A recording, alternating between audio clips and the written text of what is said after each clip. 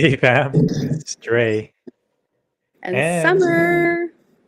yeah, to our weekly cast, we stream on Get Resourced, really. Get Resourced with Self Source and others. We go live on YouTube, also on Facebook and on Instagram. So we'd love for you to join us and have a chat and bring your questions, bring your thoughts. Yeah, we love to engage, and if you're interested in coming on as well, talk anything around relationships and around communication, we'd love to have you on as well. Just let us know and we can plan that. So today, Yeah, Summer and I, I'm excited because pardon we've me? got a few guests. Chris is going to come on next week, I think. Hmm, yeah. So today, yeah, we want to talk about our triggering moments with each other, and how do we go about navigating those things, and how we co-regulate. We talk about all about being each other's healing conduits. So we want to give you some examples of how we go about doing that. So do you have something? I do, but first, I want to check in with you. Right. What's alive in you this morning? What's alive in me is eagerness. Grateful. I had a great conversation just before this as well. Meets my need for support and learning and growth. Yeah. And there's also this humming energy in my body as well that it's definitely kind of like under the weather in a bit. Mm. I'm noticing it. Um, it's hovering around my forehead, and I'm also noticing a lot of phlegm as well. So, Oh, um, yeah. Um, so recognizing uh, a need to, what would you say, slow down? hmm Yeah, yeah. mm. Which I'll be practicing today. Yeah, Okay. I was going to say, I haven't noticed you slowing slow down at motion. all. Yeah, it feels good. Feels good. I mean, I got a lot moving the needle quite a bit in a lot of few areas. So I'm proud of that. Yeah, that's where I'm at. And yeah, what's alive in you? What's alive in me? I'm feeling awake and alert, whereas in the last few days I've just needed to sleep a lot. Um, Hello, Tracy. Unacceptable.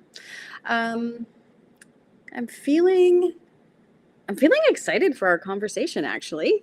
Chris, hello. Oh, I'm glad Mm, you two are here. Um, yeah, I'm excited. Well, a little bit nervous to talk about triggers, but pretty excited to share what we do, what we're up to, and how we've come into this information so that we can become healing conduits to each other. And yeah, I feel so.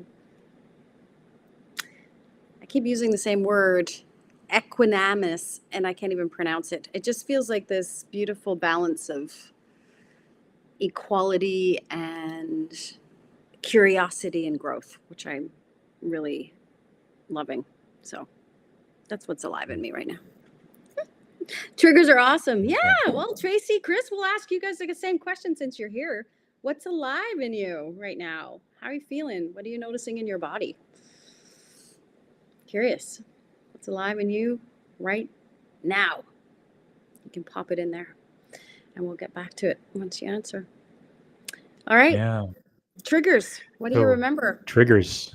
Yeah, we're pretty much doing this impromptu at the moment, and just really looking at a trigger of mine would, I think it would be around cleanliness. I think it's top of mind for sure. Mm-hmm. I have a need for order, cleanliness, organization.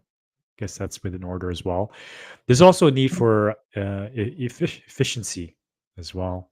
There's this need to get it done right away, which um, I judge clashes with your needs as well around that. So I'm confused because we're Yes. talking about needs and we're talking about triggers. So I'm like, I want to get to the juicy trigger part.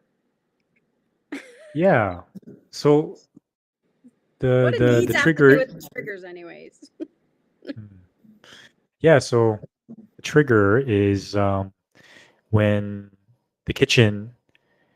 I judge because the trigger is like a judgment of what's happening. Is it's messy, Mm-hmm. and the judgment there is um, you're being inconsiderate because I have to clean up this mess. Mm. Yeah.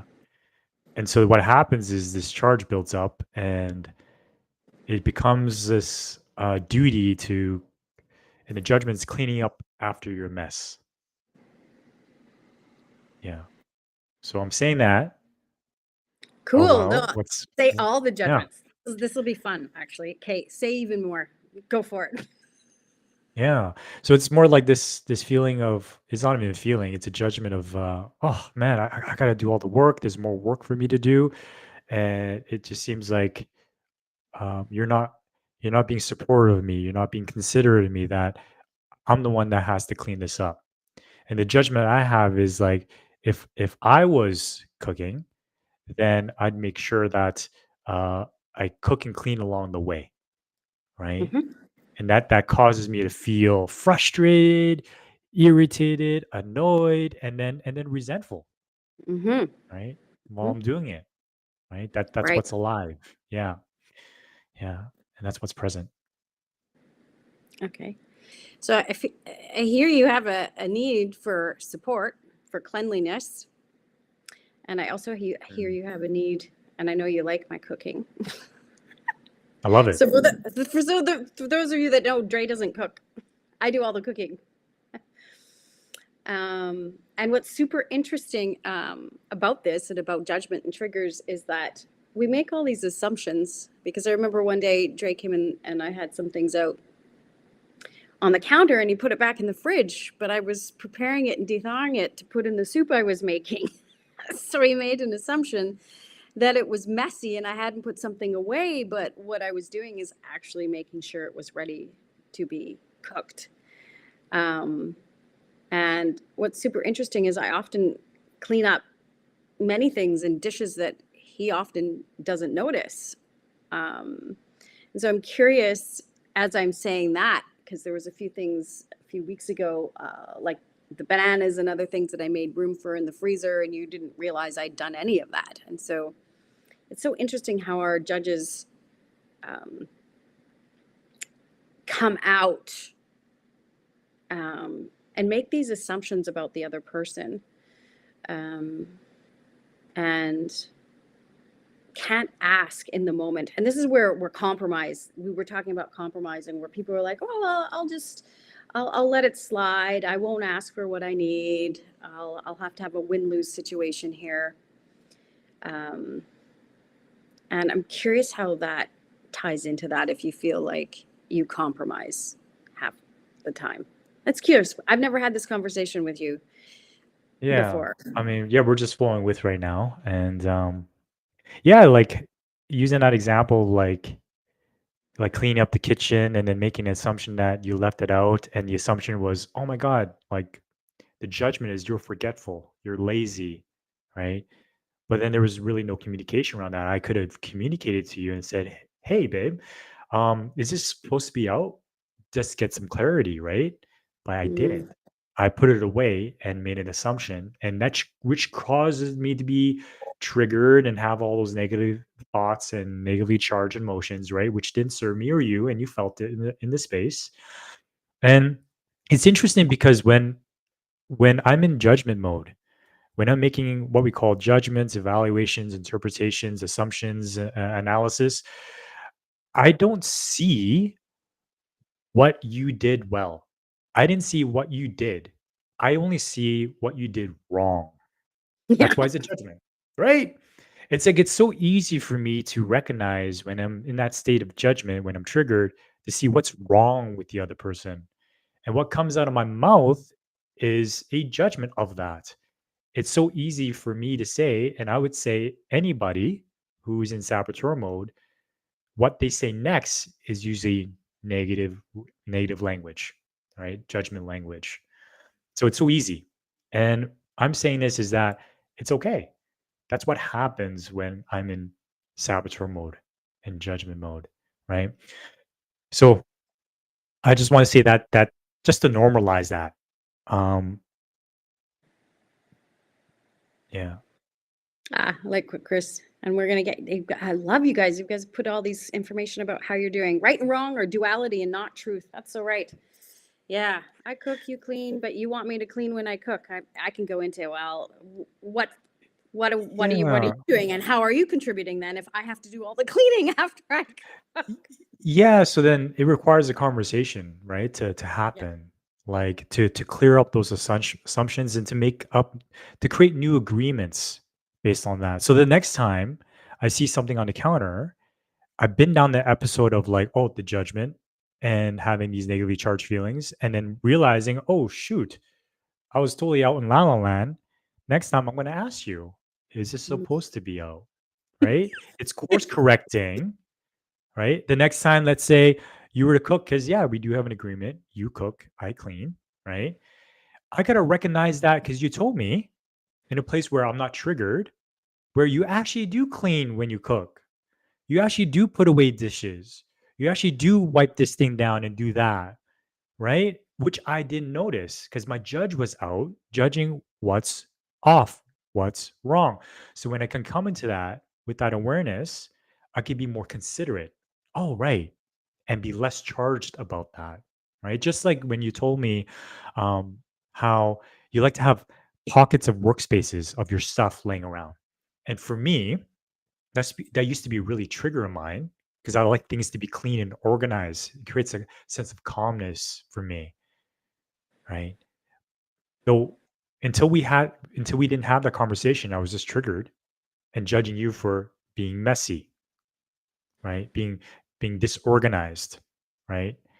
Though when you told me, "Hey, I'm doing this because you grew up," well, I'll let you tell the story of why you have those things around. Yeah, I wanted to just acknowledge Chris and Tracy's where they're at as well. Um, there's a whole other thing in there because you have an office and I don't really. Um, but yes, let's get to that because that's a good thing because I think that's a big thing for people. Sex, money, and cleanliness in the house drive people nuts. Tracy. Oh, you're tired. Wanting to sleep a lot triggers daily. But getting better at recognizing them and with the help of my amazing man, figuring out why I'm getting it. Usually post trauma and needing to walk through it. Yeah.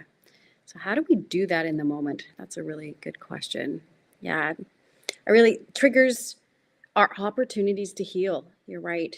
They're bringing up past trauma. And how can we breathe through that without blaming each other? Needing to realize that the triggers from the past and not now. Yeah, we often project onto someone else, and they're really the what's the word, Dre? The stimulus, but actually not the reason for why we're feeling what we're feeling. So getting underneath the layers of that. Chris, pain all over. Yeah. Oh, okay. Illness, disease, November 22nd, which is today, isn't it? It is. 29th anniversary of a crime you committed. Thank you for sharing that here. Anniversaries are tough. You ended up in jail. Okay. Yeah, there's a lot of shame in that, right? We have this punishment thing in our culture that I don't think bodes well. A lot of trauma there. On the flip side, a celebration of who I've become, the amount of people I've helped, heaven and hell today, deep profound shame of unworthiness surfacing for me, healing, and the same time I'm humbled by the growth as a result. Yeah. Isn't that interesting how our pain can become our greatest gift? Oh, Chris, thank you for recognizing that. I feel seen. Thank you. Summer is an artist, creative flowing, right brain. As a man, tend to be left brain. I have organized piles, Dre, laugh out loud. Okay, it's true. Um, if I lived with myself, I'd probably be annoyed. Um, to be honest. And so what I appreciate about Dre is his organization. He gets up in the morning, he cleans the dishes. It's usually all done. I don't know if yesterday you noticed that I cleaned the dishes in the morning. I don't know if you noticed that. Um, I do. but I yeah, do. I tend to be. I'm definitely messier than Dre. I do leave piles, and like he was saying, part of that was I lived in a really big house, and I could never find my family members. I felt alone in a space that was empty. And one of my family members is OCD, and everything is always neat and tidy. And there's this feeling of like, can I move? Can I put something down? And it's this anxiety. Um, so what I noticed this year is that sometimes I leave things out, so I have a sense that there's life in the house. And in one of our classes, one of the moms was really upset because the kids' rooms were so messy. And we'll post it as a video. And when she asked them what their needs are for keeping their rooms messy, which is a judgment, is that they had some really profound answers to why that is. And so triggers are about needs not being met. And when I shared with Dre that my house feels cold when it's overly organized and that I can't move and I don't feel there's life in the house, you had a different feeling towards that, right? Oh yeah, it's compassion. When I get the reason behind why there's pals around, it's because you wanted to be held. You wanted to be around life. You wanted to be around people. It was a need for connection. Mm. And when I heard that, it let go of my judgment. It allowed me to connect with you compassionately and create space and more patience to accept and just be with those pals. And if you realize I'm not as triggered as before with the pals around, right? I don't clean it up for you and misplace your stuff when you're asking is this, where is that? Because I put it away, right? So by having or knowing where that comes from, then that to me gives me the chance to connect with you on a relatable level, right? Allows me to kind of let go of my judgments a lot easier. So taking the time, um, Chris and Tracy, if you're open, we have a check-in thing that we do. How are you feeling? What are you needing? Sometimes people, we're just too busy. We don't check in with ourselves to even have these conversations. Like I for it's been 20, 30 years I've been like that. It never occurred to me to ask myself, why is it that I leave like a pile of stuff here and a pile of stuff there? Part of it so that I know when I can come back to it and I don't have an office set up. But the other part is that um, yeah, we had like a really big house and the cleaners would come and clean it. And I really, and I appreciated your reflection, Dre, on a need for connection because I didn't feel that in my home. There were people in it and there were 3 really messy dogs, but it felt lonely. It really felt lonely. And so as I start to recognize what my need actually is, I don't need to do what I've done to meet it as much. Yeah. I can start, um, you know, dancing with you in the kitchen. I can check in with you when you're working instead of, you know, having so much stuff that makes me feel like there's people around. And start meeting my need in a real way rather than in an unconscious way. So, Mm, yeah. Oh, right. hello, Shander. Yeah, Oh, we have nice to see you Chander on here here. today. Yeah, We also have Karina on IG. It's people come and Yvonne as well. right. Good to have you with us. Yeah. Why don't we I'm curious and let me know because I'm touched by Chris today. It's his anniversary and trauma.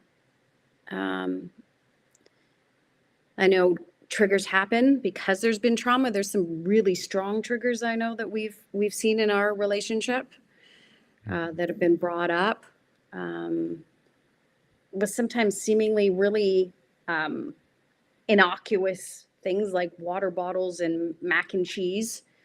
And I'm curious what you might have to say about, your childhood, your trauma, how that comes out, and then how we navigate those things. And I mean, me too. I just shared my, and I didn't realize I'd get that emotional about it, but it's alive in me right now. Yeah. Yeah. Hmm.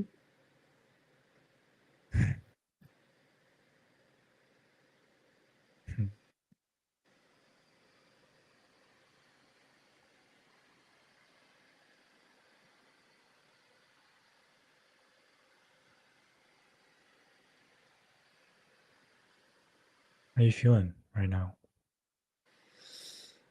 Oh, yeah, I was just going to ask you the same thing. Surprisingly emotional. I wasn't expecting that. Mm. Yeah. And if you were to pinpoint an emotion, I almost need my feelings in need sheets. If I were to pinpoint an emotion, it would be, I guess it's grief, actually. Hmm. And I'm seeing pictures of my parents in my head at the moment. Yeah. And missing them. mm, Grief that I didn't get to really know who they were because there was so much triggers that went in that we didn't know how to navigate. Yeah. And mm, I think it's sad that in the human condition we don't honor that it's actually quite normal. A lot of people don't want to air their dirty laundry, and it's just so um like you're doing for me right now, just allowing me to feel.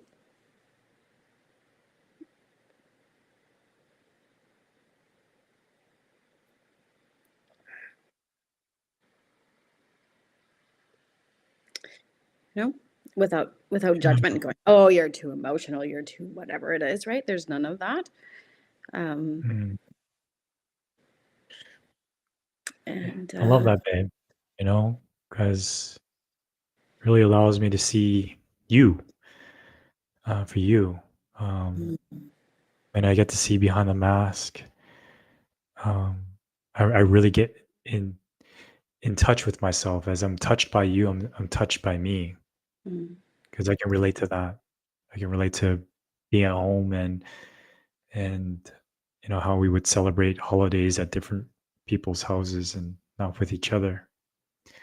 And that when we're in each other's company, there wasn't really presence because everybody was on their own devices or watching TV.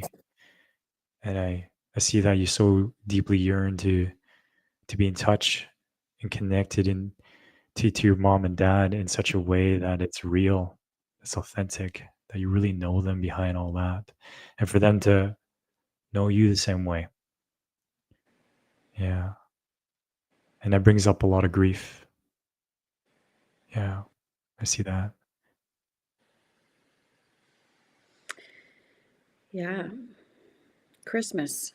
It's coming up, isn't it? Yeah. Oh, yeah. That's interesting because that can bring me back. Just being part of the holiday festive season, the music, the decorations, selling Christmas trees, that could be triggering for me. Bring me back to a moment of this longing to be with my family in a real way or celebrating the holidays together where it seemed everything was so happy and then something happened and we no longer get together or is not as happy as it used to be. And speaking of those triggers, the triggers are really these invitations for me to go back into my past.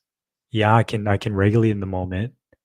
I can recognize it, own it, and communicate in a way that's conscious, and we can work through it.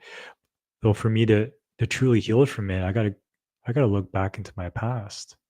What does this trigger remind me of? Like, it goes back to that water bottle that you shared, right? How I just how I just kind of blew up over the water bottle. And this is a water bottle that I uh, I bought summer, a purple Yeti water bottle, and I was attached to it. And there was a time where summer didn't know where it was, and that was for me very triggering to the point where we have this trigger scale, right? Of either going from zero being like super Jedi, calm, sage mode, and 10 being like berserker level. I call my 10 a berserker, right? You know, the one just destroying everything.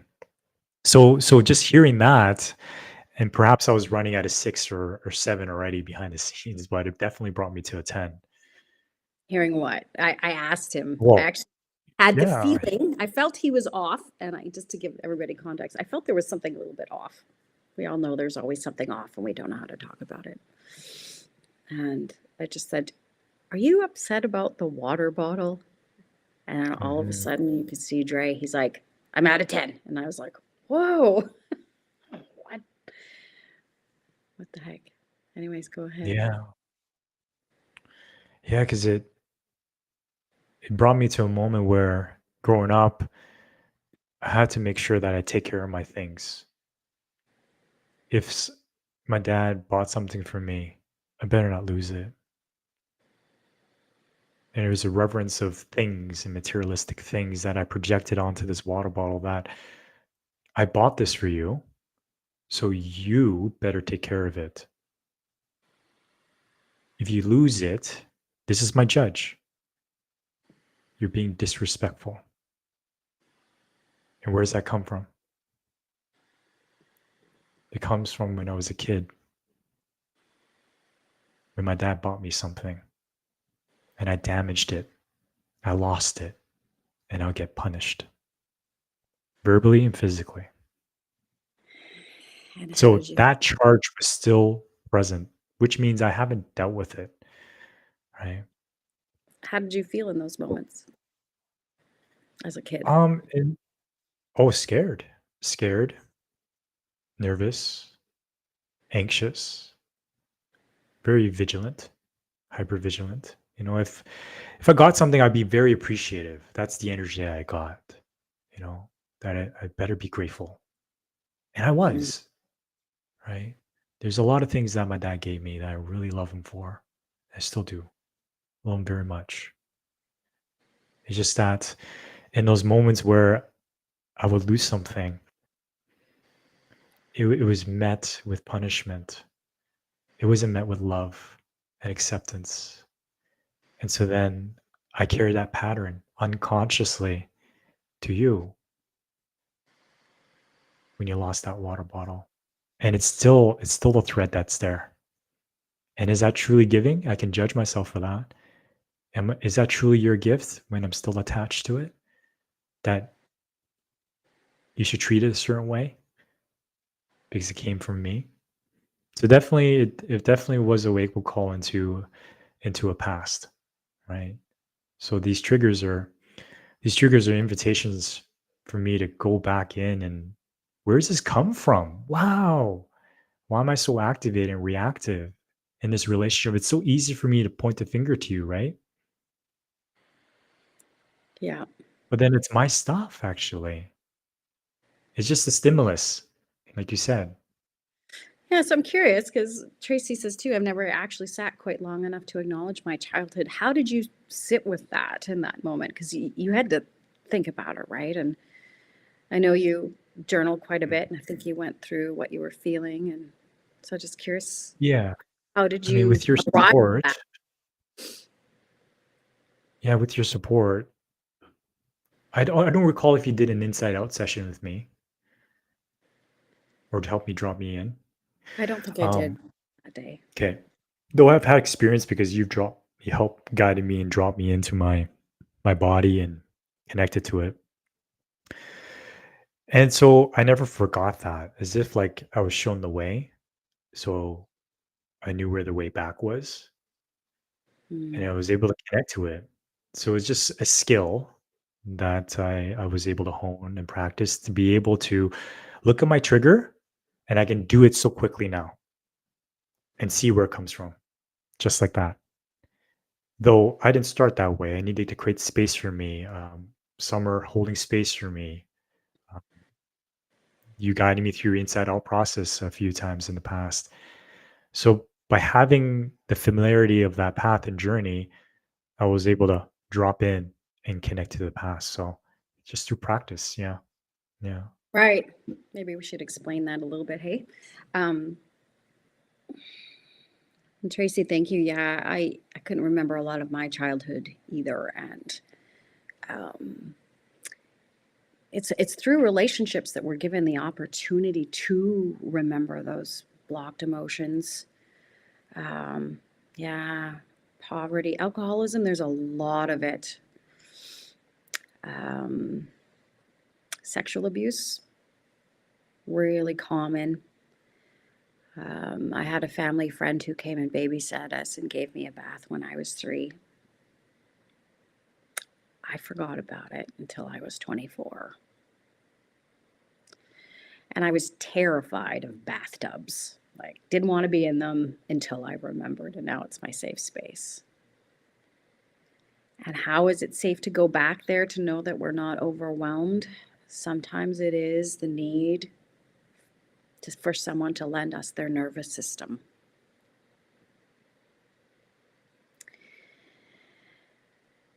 So that we can acknowledge what's stuck, what's blocked.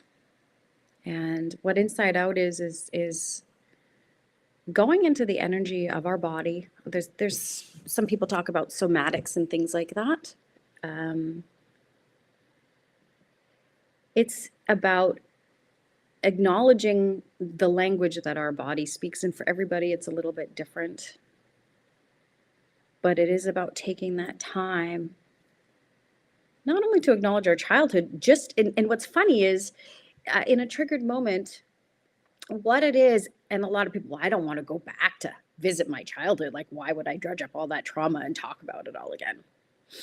But the thing is, if it's alive in your body now, if the energy's alive now and it's being brought up through the reflection of a relationship that you're having, it's being brought up to be healed, to be seen in a light. Um, and it's Mm. actually really simple. We don't go into the story, like Summer leaves stuff out and she's so messy or whatever. We go into the feeling of it. And that's the emotion, or sometimes it's just the body sensation, because we can't put words to things. When I was 3 years old, I couldn't put words to that. It's about feeling into the body, and the body will automatically give us information if we ask for it. And we haven't been taught how to do that. Mm. So, as an example, if there's a strong feeling, a strong charge, it's the best time actually to ask it, because it's so alive in us. And so if you're feeling this churning in your stomach, and it goes back to Einstein, energy can't be created or destroyed, only transformed. And energy comes in so many forms: emotions, images. Sometimes it will remind us of a song or a memory. And so every trigger is also a mirror to our own feelings and to something of the past, which could be in this life or even another one, because we carry our ancestral stuff through our memory. Actually, Michelle Bateman had a little thing on there. Rats who are traumatized, they're zapped with the smell of cherry blossoms in one generation. 3 generations later, they introduce the smell of cherry blossoms to these new young rats, and they have no idea, and they're still reacting as if there's a trauma response. And so people are the same way. So how do we get past that? By feeling into the body.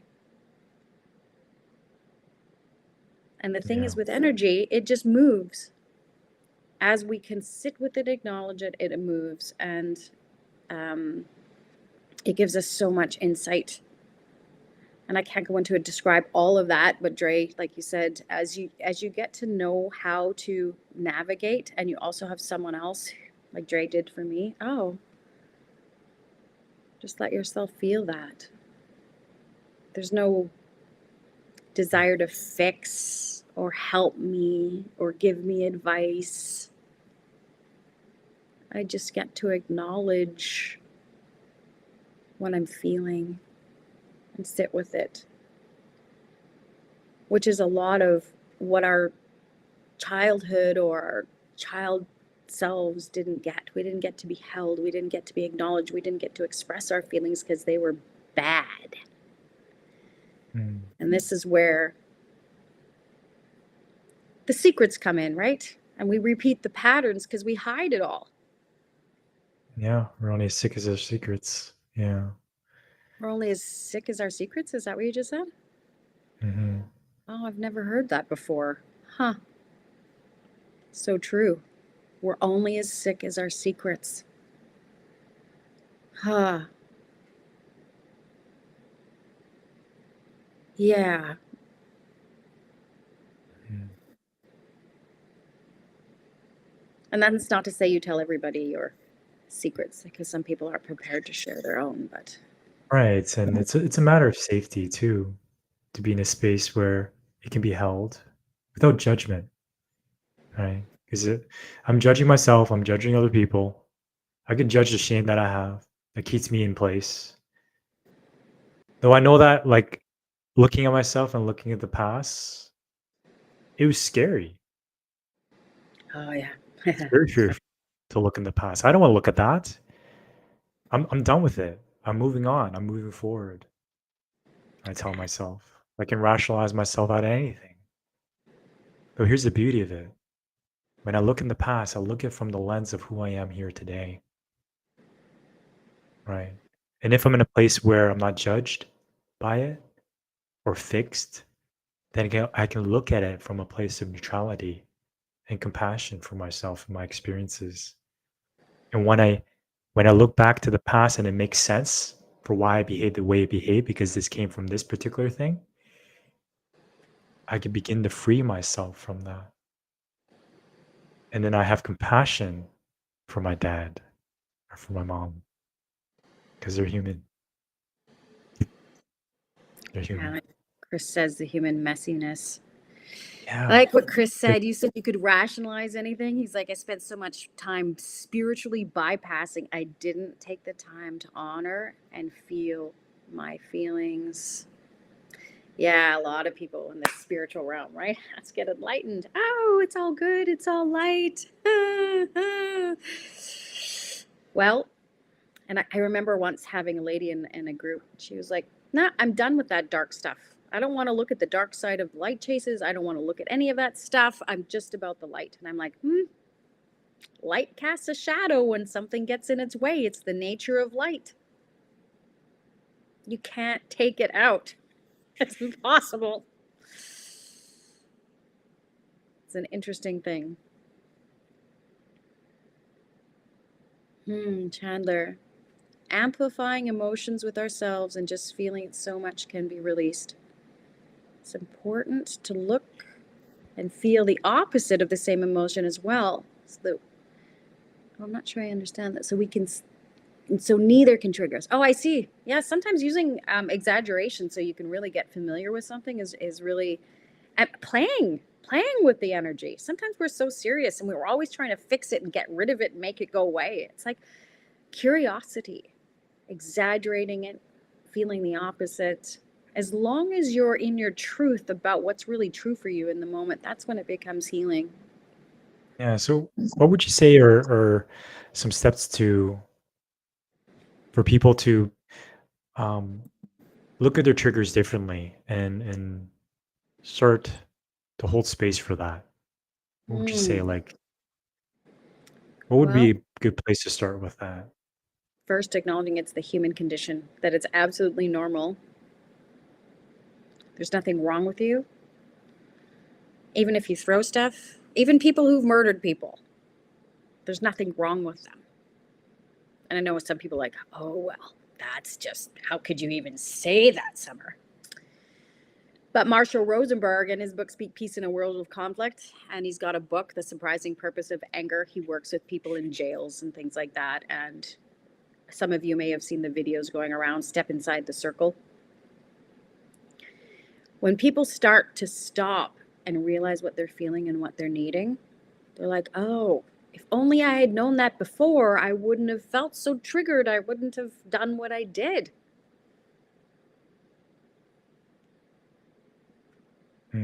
Yeah. So a place of acceptance, starting with acceptance first. Yeah, acceptance, it's normal. And then also Normal. community. I mean, that's why we have our communities, why we have our classes. It's like Step Inside the Circle. If you've seen those videos, people start to realize, oh, they're not alone. You start to see the patterns of people and you recognize yourself in it. And because of it, you Mhm. heal exponentially faster. None of this Yeah, private proves the counseling shame. removes the shame. Mhm. What does it Yes, replace? because shame comes from, "I'm the only one. I Oh. should have this together. This is from my perspective." But then when I Mm, realize another man that has it or someone else that has it, and they acknowledge it and accept it, it gives me permission to do the same thing. That is just the human condition. mhm. Yeah. Brooke asks us the question, how do you lend your nervous system? Ah, good question. Well, people who haven't sat a long time in their own feelings, it's harder for them because when someone else is activated, they're activated. So it's a practice of catching your judgments. If someone's activated, you go into fix them, people pleasing mode. You start to recognize why you do what you do. And I believe it's actually a skill that we remember. And for me, it happened with Dre. Um, he calls his berserker. And I can hear from a lot of people, well, sometimes it's really terrifying and people run away. Or what's happening, though, in those moments is when you judge someone and you think, oh, they're scary or they need to control their anger or whatever it is, the person triggered feels that energy. And so it is about becoming what Dre will call an open conduit, a hollow bone, open bamboo. And this is what we learn in Inside Out is how can we remove all judgment? This is tricky because so many of us live in our heads. So when I have clients, it's like, you know what, my only job is to keep you out of your head. So when someone's triggered and you can step back into your body, and this takes practice because we have to have cleaned ourselves of our emotions and our triggers. But if we can open up a space within us that isn't in our head, that allows us to be in our body without judgment, people feel that. They might not know what it is, they can feel it. Something different about it. Mhm. And then they get to start experiencing themselves. And then it's about, oh, I got to catch my own judgments of myself and allow this to pass through me because it does. Energy just wants to move. We all say emotion, energy in motion that wants to stay in motion, but what does that really mean? Everything moves to its highest life-giving place because life begets life. And so our bodies are these conduits of life-serving energy that abides to all the universal laws that energy uses. And for whatever reason, our human condition, the only thing that stops energy from moving, that allows us to, is judgment. So, Brooke, to answer your question, the most simple thing is to be in the presence of another human being without judgment. And Yeah. that is one And a of the great tricky example of things. that, Mm-hmm. yeah, a great example of that is if I'm in the presence of a stranger. Okay. Because I have no history with that stranger, so it's easy for me to be present. And if I'm curious, if I'm actually curious, that's how I'm letting my nervous system, because I'm Presence. with them, I'm present, right? So that's a sense of texture and quality that I can bring into a intimate relationship or to a friendship. So if I can experience it with a stranger, then I can bring that with me into those deeper relationships because I know how to be that. So that's a great way to relate it back as well. That works for me. Is oh yeah, how I am with the stranger, that cleansiness, that cleanness, that aura of safety. Because I'm more curious about this person. It's just kind of like the honeymoon effect of going on the first few dates with someone. I don't even see any flaws. I just want to get to know this person. It's exciting. Mhm. So it's kind of getting back to that same space for me. That works well to lend my nervous system. And of course, if I'm with someone that is triggering for me, that's an invitation to look at myself. Though it's like if I'm unsafe in my body, I'm feeling it, the other person feels it too, unconsciously or consciously. Okay. So That's a good. it's for me to regulate myself, right? So then I feel safe within myself. And when I feel safe within myself, that's an invitation to lend that nervous system. Yeah. And if you don't feel safe in with yourself, speaking it out loud is a huge thing. Just speaking, I'm noticing this in my body right now. I'm feeling nervous. Are you feeling nervous? So speaking the truth in the moment as you're with somebody creates safety. Reflecting back to them what it is you notice in feelings and needs language rather than judgment, and also just really being present, which means your mind is not on your grocery list or the exam you have and you're pretending to listen. You're in your body, allowing whatever they're saying to really affect you so that you listen to be with them, not to respond, not to advise, not to console, not to sympathize, but simply to be with them.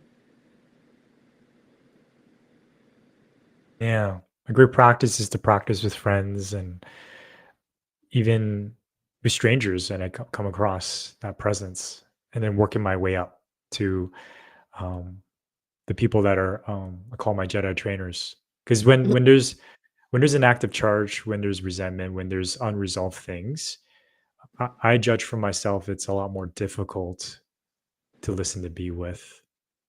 It's as if like there's these energy airways for me to address, right? So it's just building my capacity to be able to create that state of presence, right? So it's more an embodied practice.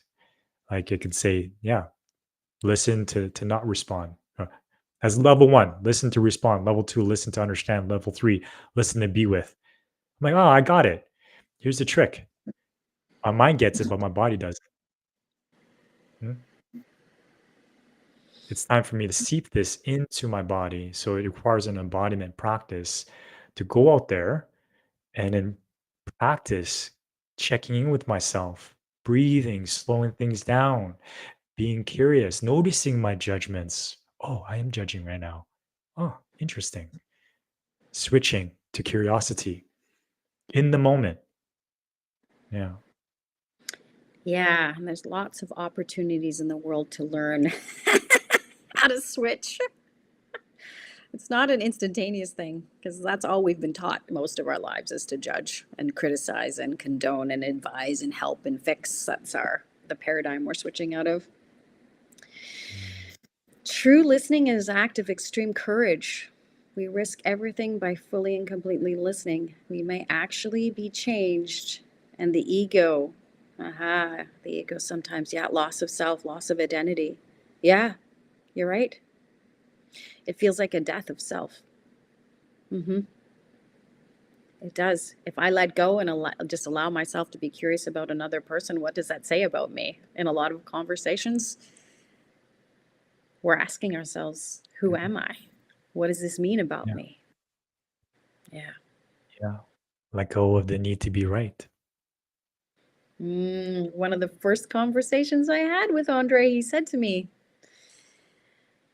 do you want to have a relationship or do you want to be right? Do you want to be connected or do you want to be right?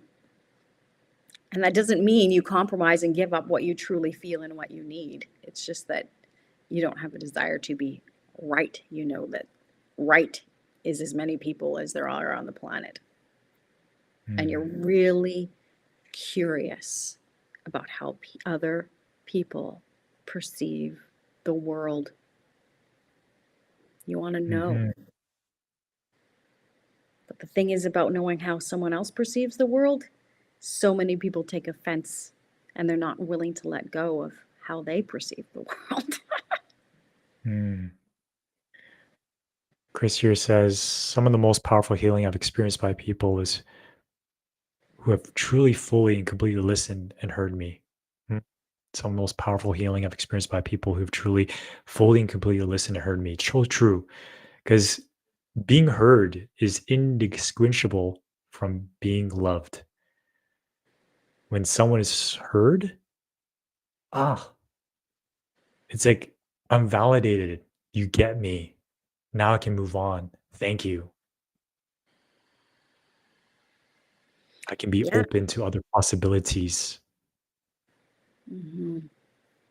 Yeah. But when both people are wanting to be heard from each other, then it's just further entrenched. No one's being heard. And both people are being defensive, putting up walls and stuff like that. So yeah. Yeah, it's our greatest desire to contribute, to express ourselves authentically, to Mm, lend our life serving energy to the rest of the world. Like, I think that's why we're here. mm, yeah. Healing conduits for each other, mirrors for each other to transmute those triggers into teachers, right? And free Hmm. ourselves from those mental and emotional enslavement patterns. Mm, So we will invite some of you. We'll actually do these practices. There's some really embodied practices that we'll have you guys out to in the new year. So keep a mindful for that so we can actually practice that. Oh, thanks, Chris. My heart is full of yeah. love for you. Thank you so much. Same And to both of you for coming on here and sharing what you yeah, noticed. I appreciate all the shares. Thank you, Chris, Tracy, Chandler, Brooke, for your questions, Karina, those on Instagram, those on YouTube, those on Facebook. We'll be back here again next week, live on YouTube. Again, if you have a chance, follow us on YouTube at Get Resourced. We'd love for your support. It Yeah, tracks the views on there, so it really allows our channel to be broadcast to more eyes, so that we can get this message out a lot more quicker. yeah, And Summer mentioned about kind of practices. We'll have some upcoming workshops in the year, so we'll announce it as we go along. Spaces where we can practice and be in this work as well. So And Chris and Tracy, let us know if you're going to come on the show. Actually, show. I guess what is this? Just being live with us next week. Love to have either one of you or both of you. okay, all right. Thanks everyone. Till next time. Ciao for now.